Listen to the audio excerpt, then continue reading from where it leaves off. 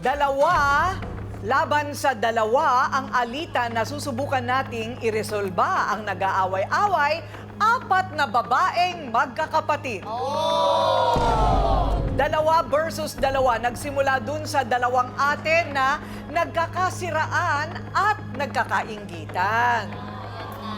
To the rescue naman ang dalawang kapatid na may mga kinampihan. Kaya mas tumindi ang tensyon dahil naging bitter ang mga sister.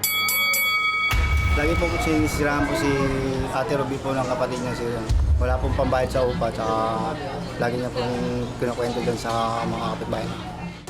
Hindi po totoong sinisiraan ni Rio si Ruby. Ang totoo po niyan, hindi po siya nakababayad sa upa ng bahay. Ngayon po, kung aalis po si Ruby sa inuupahan nila ngayon, si Rio na po ang lilipat para po sa pamilya niya kasi po mas maluwag po doon.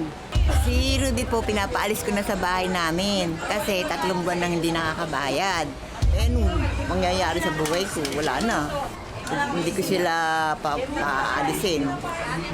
Kaya pinapaupa ko na lang sa kapatid niya dahil marunong magbayad. Siya balasubas. At eto na ang magkapatid na kung mag-away, walang patid.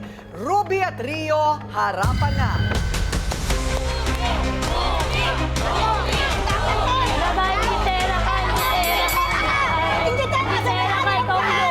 Tama.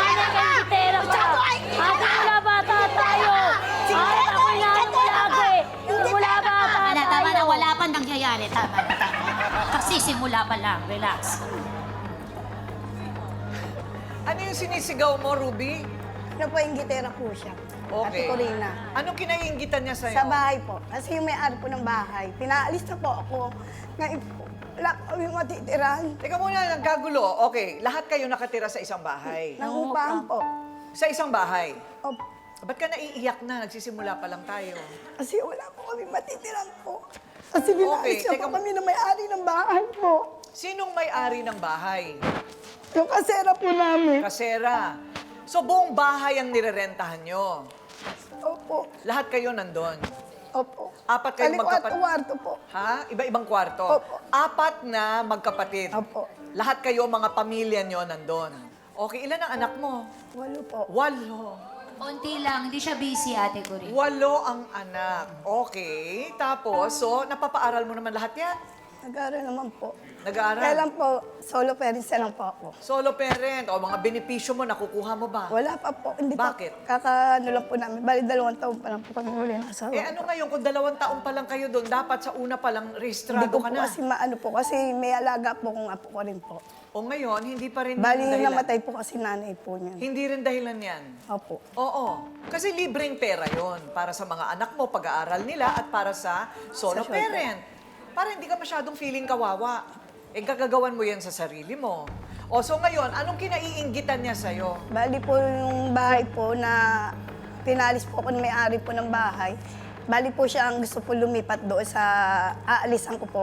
Bakit ka pinapaalis? Dahil po siya po lilipat po doon. Ay, hindi naman. Teka muna, hindi naman ganun yun eh. Bakit? Siniraan ka ba niya? Kasi po kausap po niya lagi yung may-ari ng bahay. Ayun. So, Lagi ang po sila hinala mo, nag-uusap po. ang hinala mo, Siya po yun, lagi po kasi siyang kausap. akala ko ba magkakasama na kayo sa bahay? Magkaiwalay po kami, pero bukod-bukod, hindi po kami nagkikibuan talaga. Ano, no? Hindi po kami nagkaanuhan kasi dahil bukod po talagang ano namin. Ano ang gusto niyang makuha? Yung bahay? Bahay po na Yung aalisan kwarto mo? ko po. Kasi malaki po yun. Ah, Maliit lang po kasi inupahan niya po. Hindi na po okay. sila magkasya. Okay.